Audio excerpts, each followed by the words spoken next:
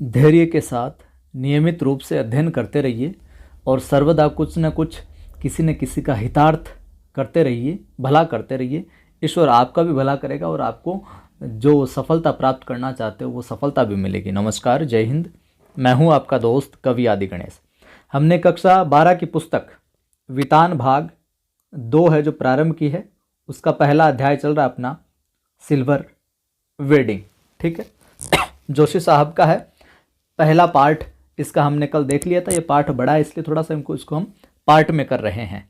तो अपने यशोधर बाबूजी का मामला चल रहा था और चड्डा जी का मामला चल रहा था। कृष्णानंद साहब जो उनको पट्टी पढ़ा के गए थे कि दफ्तर से जाते वक्त हंसी मजाक मनोरंजन वगैरह करना, वो सारा का सारा चल रहा था। तो उससे आगे देखते हैं आज हम। इस वीडियो को लाइक कर दें, आप शेयर कर दें, ताकि जो भी ज़रूरतमंद साथी है, क्योंकि आपको पता है यहाँ पर ग्रेड 1 और 2 का निःशुल्क रूप से पाठ्यक्रम करवाया जा रहा है, तो जितने ज़्यादा साथियों की मदद हो पाएगी शेयर करने से आपके उतना ही अच्छा है। और पहली बार देख रहे हो चैनल को सब्सक्राइब कर लेना। डिस्क्रिप्शन में लिंक मिल जाएगा टेलीग्राम चैनल का, कवि आदि गणेश हिंदी नाम से टेलीग्राम चैनल है। ज्वाइन करना चाहते हैं तो ज्वाइन कर लीजिए, वहाँ पर सवाल वगैरह कुछ पूछ लेते हैं। आगे देखिए, यहाँ बात हो गई। वह कहते हैं, देखिए, वेतन देने वाली यशोधर बाबू को अपने असाधारण पुत्र को असाधारण वेतन देने वाली ये नौकरी को समझ में आते नहीं।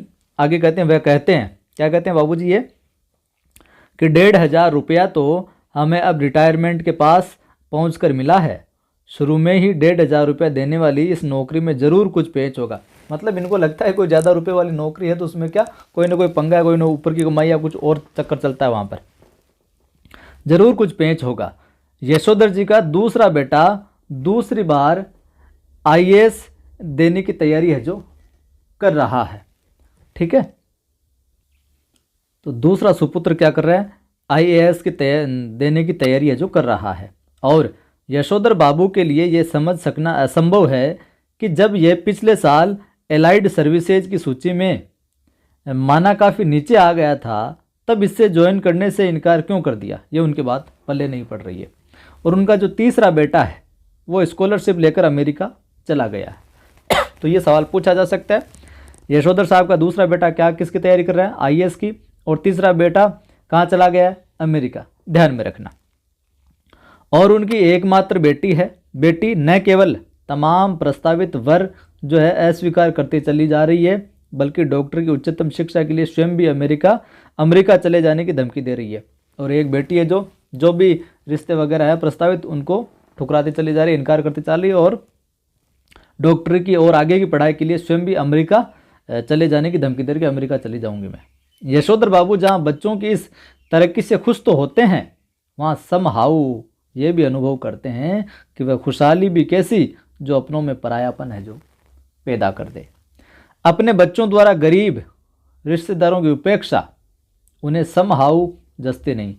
अब बच्चे थोड़े ज़्यादा पढ़ लिख लिए कुछ और सोचते हैं अलग तरीके का, तो वो जो गरीब रिश्तेदार उनकी उपेक्षा करते हैं वो समहाउ उनको कुछ थोड़ी ठीक नहीं लगती है यशोधर साहब को। एनीवे, कोई बात नहीं, जनरेशनों में गैप तो होता ही है, कि जनरेशन में गैप तो पीढ़ियों में गैप तो होता ही है। सुना ऐसा कहकर स्वयं को दिलासा देता है पिता, और ऐसा कहकर वो स्वयं को दिलासा है जो देते हैं। यद्यपि यशोधर बाबू की पत्नी अपने मूल संस्कारों से किसी भी तरह आधुनिक है जो नहीं है, उनकी जो पत्नी है वो किसी भी तरीके से मॉडर्न जमाने की नहीं है, तथापि बच्चों की तरफदारी करने की मातृसुलभ मजबूरी ने उन्हें भी मोड़ है जो बना डाला है। माँ तो बच्चों की पक्ष लेती है, तो उसी मजबूरी ने उसको भी एक तरीके से मॉडर्न बना डाला है कि हाँ ठीक है, सपोर्टिव। कुछ ये भी है कि जिस समय उनकी शादी हुई थी, यशोधर बाबू के साथ गांव से आए ताऊजी और उनके 2 विवाहित बेटे भी रहा करते थे। इस संयुक्त परिवार में पीछे ही पीछे बहुओं में गजब के तनाव थे, लेकिन ताऊजी के डर से कोई कुछ जो कह नहीं पाता था। वहीं यशोधर बाबू की पत्नी को शिकायत है कि संयुक्त परिवार वाले उस दौर में पति ने हमारा पक्ष कभी नहीं लिया, बस जिठानियों की चलने दी। उनका यह भी कहना है कि मुझे आचार व्यवहार के ऐसे बंधनों में बांध कर रखा गया मानो मैं जवान औरत नहीं क्या हूँ, बुढ़िया थी। जितने भी नियम इनकी बुढ़िया ताई के लिए थे वे सब मुझ पर भी है जो लागू करवाए, ऐसा कहती है घरवाली बच्चों से।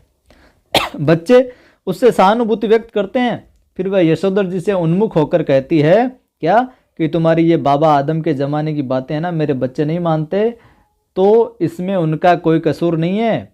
मैं भी इन बातों को उसी हद तक है जो मानूंगी जिस हद तक सुविधा हो मामला, जिस हद तक मुझे ठीक लगेगी। अब मेरे कहने से वह सब ढोंग ढकोसला हो नहीं सकता, साफ बात है। अब इनकी पत्नी भी कहती है जो पहले करवाते थे ना आप, वो मैं सहन करने वाली नहीं हूँ, अब बस मॉडर्न हो गया भाई साहब अपन तो। धर्म कर्म कुल परंपरा सबको ढोंग ढकोसला कहकर घरवाली आधुनिकताओं सा आचरण करती है।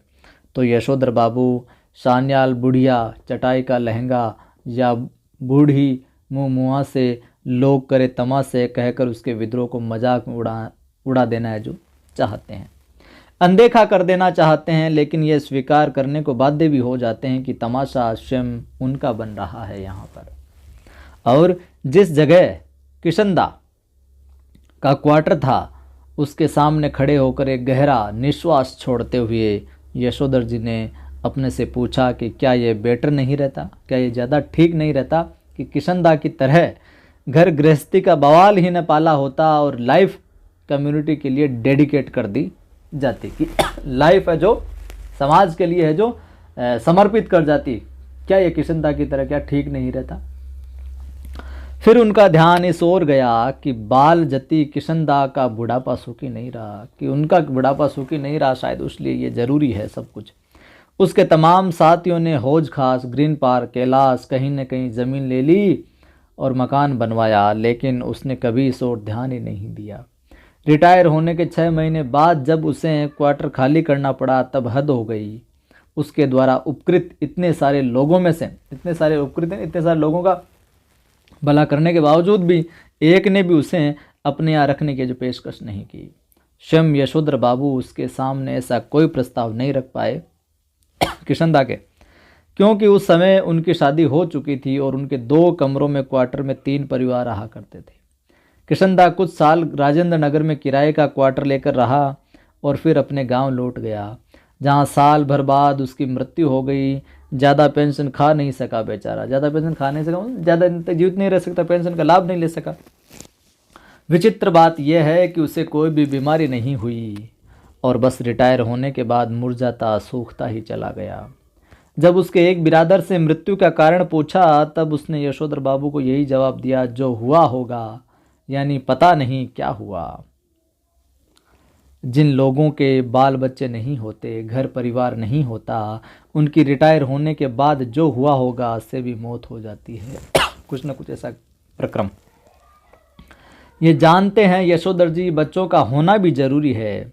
यह सही है कि यशोधर जी के बच्चे मनमानी करते हैं, ठीक नहीं है, और ऐसा संकेत दे रहे हैं कि उनके कारण यशोधर जी को बुढ़ापे में कोई विशेष सुख है जो प्राप्त नहीं होने वाला है, जिस तरीके की औलाद हमें लग रही है।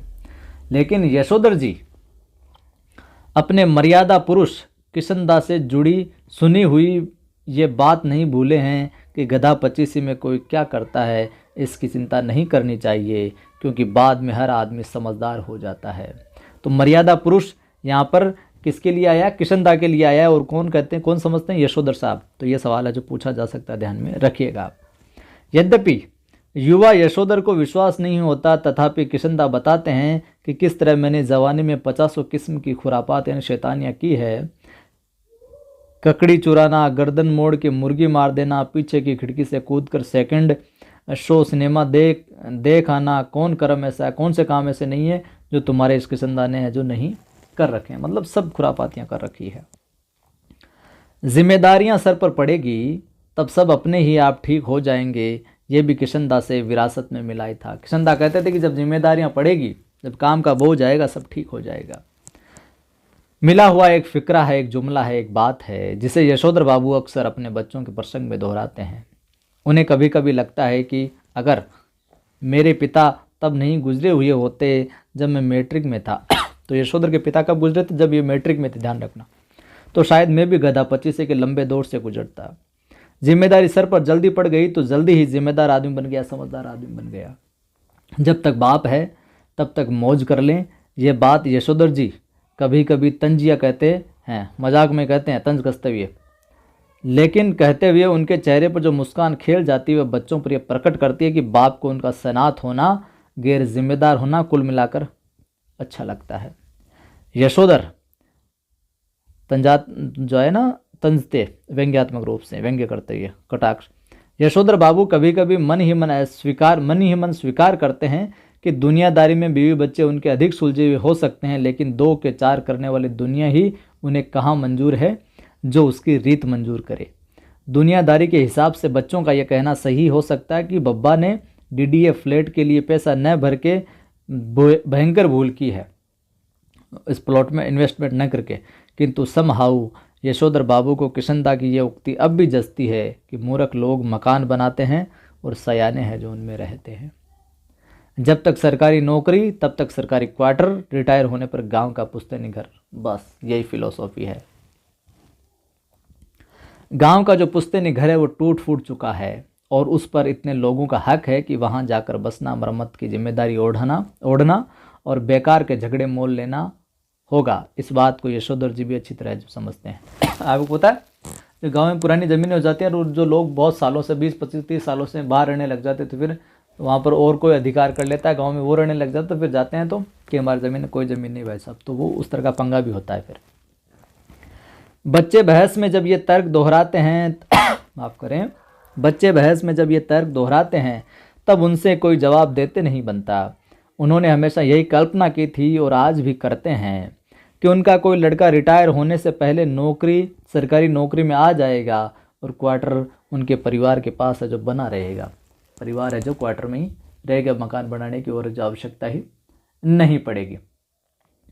आगे यहाँ पर साहब कहते हैं ये कि अब भी पत्नी द्वारा भविष्य का प्रश्न उठाए जाने पर यशोधर बाबू इस संभावना को रेखांकित कर देते हैं कि जब पत्नी कहती है, पत्नी क्या कहती है इनकी, कि अगर ऐसा नहीं हुआ तो आदमी को तो हर तरह से सोचना चाहिए। तब यशोधर बाबू टिप्पणी करते हैं कि सब तरह से सोचने वाली हमारी बिरादरी में नहीं होते, उसमें तो एक ही तरह से सोचने वाले होते हैं, और कहते हैं और कहकर लगभग नकली सी हंसी हंसते हैं।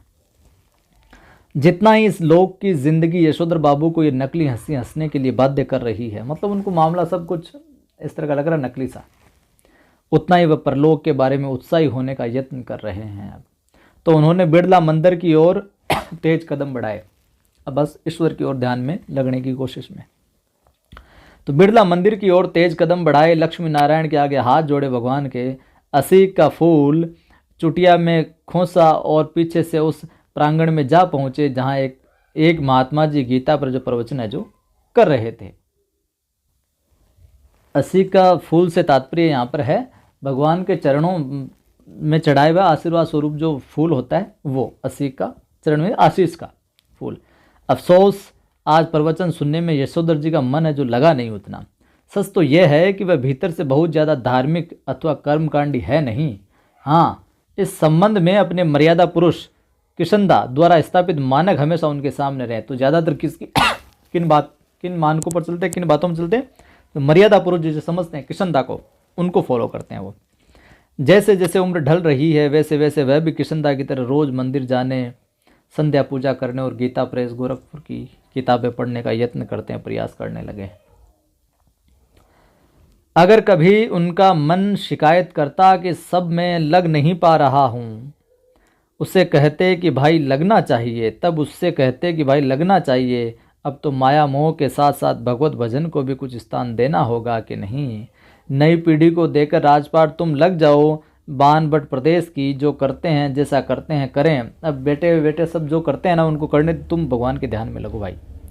हमें तो अब इस वर्ल्ड की नहीं, उसकी इस लाइफ की ही नहीं, उसकी चिंता करनी है। वैसे अगर बच्चे सलाह मांगे, अनुभव का आदर करे तो अच्छा लगता है, अब नहीं मांगते तो न मांगे भाई साहब, क्या कर सकते हैं।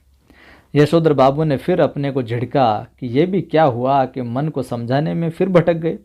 गीता महिमा सुनो यार, कहाँ वो गीता महिमा सुनते सुनते अपने आप को समझाने में लग जाते हैं, तो फिर बोलते हैं अचानक से छोड़ रहे यार इन पंगों को, गीता की महिमा सुनते हैं। जो सीख के फूल आया था यहाँ पर देखिए, भगवान के चरणों से उठाए हुए आशीर्वाद के फूल। आगे देखिए, सुनने लगे मगर व्याख्या में जनार्दन शब्द जो सुनाई पड़ा तो उन्हें अपने जीजा जनार्दन जोशी की याद आ गई। जो भगवत गीता का व्याख्यान चल रहा था वहाँ पर किसका नाम सुना दिया, जनार्दन जोशी का नाम, जोशी जी का जनार्दन शब्द सुनाई पड़ा उनको, तो जीजा, इनकी जीजा है जनार्दन जोशी, उनकी याद आ गई। परसों ही कार्ड आया है कि उनकी तबीयत खराब है, यशोधर बाबू सोचने लगे कि जीजा जी का हाल पूछने अहमदाबाद जाना ही होगा। तो ये सवाल पूछा जा सकता है, जनार्दन जोशी जो इनके जीजा वो कहाँ पर रहते हैं? अहमदाबाद। ऐसा सोचते हुए उन्हें यह भी ख्याल आया फिर कि यह प्रस्ताव उनकी पत्नी और बच्चों को पसंद नहीं आएगा कि मैं बच्चों को बोलूँगा ना, पत्नी को, और कि यार मैं वहाँ जाके आ जाता हूँ, थोड़ा जनार्दन जी से मिल के आ जाता हूँ अहमदाबाद, तो उनको ठीक नहीं लगा, पड़े रहो यहीं पे, कहाँ जाना है। सारा संयुक्त परिवार बिखर गया है। पत्नी और बच्चों की धारणा है कि इस बिखरे परिवार के प्रति यशोधर जी का एक तरफा लगाव आर्थिक दृष्टि से सर्वथा मूर्खतापूर्ण है। यशोधर जी खुशी गम के हर मौके पर रिश्तेदारों के यहाँ जाना जरूरी समझते हैं। वह चाहते हैं कि बच्चे भी पारिवारिकता के प्रति उत्साही हो। बच्चे क्रुद्ध ही होते हैं। अभी उस दिन हद हो गई। कमाओ बेटे ने यह कह दिया कि आपको बुआ को भेजने के लिए पैसे मैं तो नहीं दूंगा। यशोधर बाबू को कहना पड़ा कि अभी तुम्हारे बब्बा की इतनी साख है कि 100 रुपये उधार ले सके। यशोधर जी का नारा, हमारा तो सेब ही ऐसा देखा ठहरा। हमारा तो सेब ही ऐसा है भाई साहब, मतलब उनका एक तरीका ओरा। हमें तो यही परंपरा विरासत में मिली है। इस नारे से उनकी पत्नी बहुत चिढ़ती है। पत्नी का कहना है, और सही कहना है, कि यशोधर जी का स्वयं का देखा हुआ कुछ नहीं है, इन्होंने कुछ देखा तो है नहीं। माँ के मर जाने के बाद छोटी सी उम्र में वे गांव छोड़कर अपनी विधवा बुआ के पास अल्मोड़ा आ गए थे। बुआ का कोई ऐसा लंबा चौड़ा परिवार तो था नहीं जहाँ की यशोधर जी कुछ देखते और परंपरा के रंग में रंगते। मैट्रिक पास करते ही वह दिल्ली आ गए और यहाँ रहे कुंवारे कृष्णानंद जी के साथ। और यहाँ पर किसके साथ? कुंवारे कृष्णानंद जी के साथ रहे तो वैसे कुछ नहीं सीख पाए। कुंवारे की गृहस्थी में देखने को होता ही क्या है। और पत्नी आग्रहपूर्वक आगे क्या कहती है कि कुछ नहीं, तुम अपने उन किशनदा के मुंह से सुनी हुई बातों को अपनी आंखों देखी यादें बना डालते हो। किशनदा को जो भी मालूम था, किशनदा को कुछ मालूम था क्या? तुम ऐसे उनके पीछे पड़े रहते उनकी बातों के। वह उनका पुराने गवई लोगों से सीखा हुआ ठहरा था कुछ। दिल्ली आकर उन्होंने घर परिवार तो बसाया नहीं जो जान पाते कि कौन से रिवाज निभ सकते हैं कौन से नहीं। पत्नी का कहना है कि किशनदा तो थे ही जन्म के बूढ़े। किशनदा तो थे ही जन्म के बूढ़े। किसका कथन है? यशोधर की पत्नी का। तुम्हें क्या सुर लगा जो उनका बुढ़ापा खुद ओढ़ने लगे हो? अब तुम्हें क्या लग रहा है कि उनकी बातें फॉलो करने लगे हो? तुम शुरू में तो ऐसे नहीं थे। शादी के बाद मैंने तुम्हें देख जो क्या नहीं रखा है। हफ्ते में 2-2 सिनेमा देखते थे, गज़ल गाते थे, गज़ल हुई और सहगल के गाने, ये सब करते थे। अब क्या हो गया? वो रोमानियत वाला तेरा मूड था, माहौल था, वो कहाँ गया? यशोधर बाबू स्वीकार करते हैं कि उनमें कुछ परिवर्तन तो हुआ है, लेकिन वह समझते हैं कि उम्र के साथ साथ बुजुर्गियत आना ठीक ही है। पत्नी से वह कहते हैं कि जिस तरह तुमने बुढ़िया काल ये बगैर बाह का ब्लाउज पहना है ना कि बुढ़ापे में तूने बगैर बाह का ब्लाउज पहना है ना, ये रसोई से बाहर दाल भात खा लेना, ये ऊंची हील वाली सैंडल पहनना और ऐसे ही 50 काम अपनी बेटी की सलाह पर शुरू कर देना, मुझे तो वे समहाउ इम्प्रॉपर ये जो मालूम होते हैं, मुझे तो ये ठीक नहीं लगता। वाला एनीवे मैं तुम्हें ऐसा करने से रोक नहीं रहा हूँ। देयरफॉर तुम लोगों को भी मेरे जीने के ढंग पर कोई एतराज़ होना नहीं चाहिए। कि मैं तुम लोगों को नहीं रोकता हूँ कि तुम जैसे जीते हो वैसे करो, तो तुम लोगों को भी मुझे रोकना टोकना है जो नहीं चाहिए। मेरी जो मानसिकता है, मेरा जो काम करने का तरीका है, मुझे करने दो तुम लोग। यशोधर बाबू को धार्मिक प्रवचन सुनते हुए भी अपना पारिवारिक चिंतन में ध्यान डूबा रहना अच्छा नहीं लगा।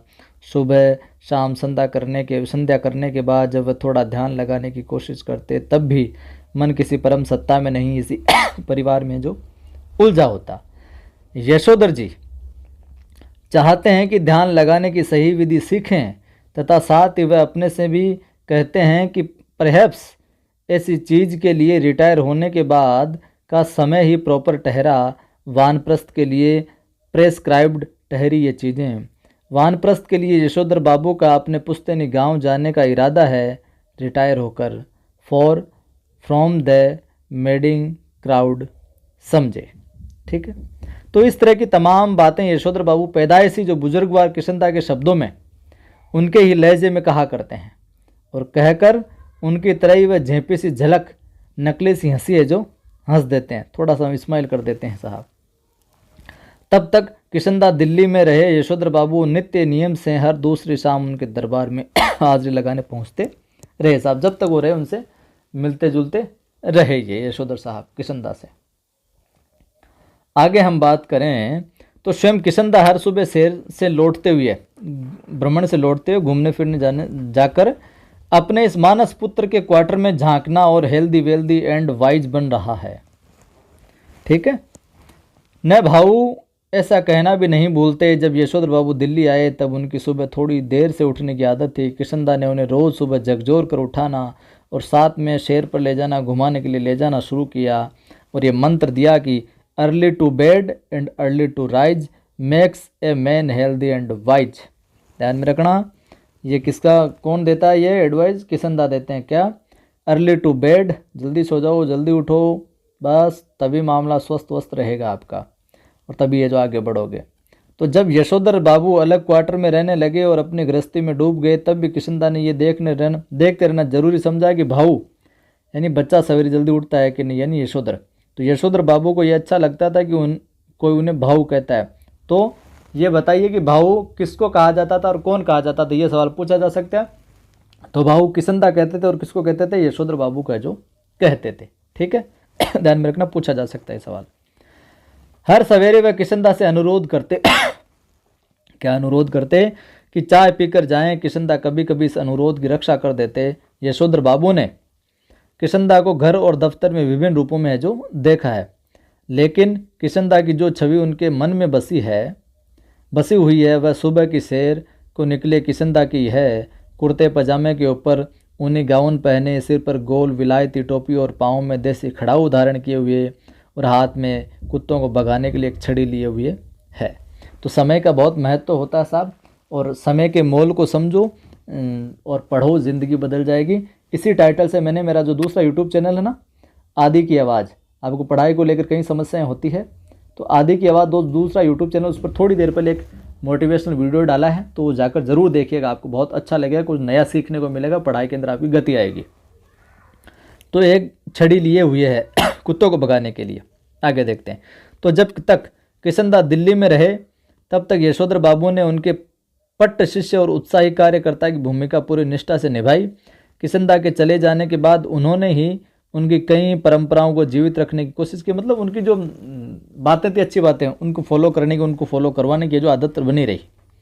इस कोशिश में पत्नी और बच्चों को नाराज भी किया। घर में होली गंवाना, जनेऊ पुन्यू के दिन सब कुमाऊनियों को जनेऊ बदलने के लिए अपने घर आमंत्रित कर देना, रामलीला की तालीम के लिए क्वार्टर का एक कमरा दे देना, ये तालीम यानी शिक्षा, और ऐसे ही कई और काम यशोधर बाबू ने किशनदा से विरासत में लिए थे। मतलब भलाई का काम करते ना, हितार्थ का काम है जो करते रहना।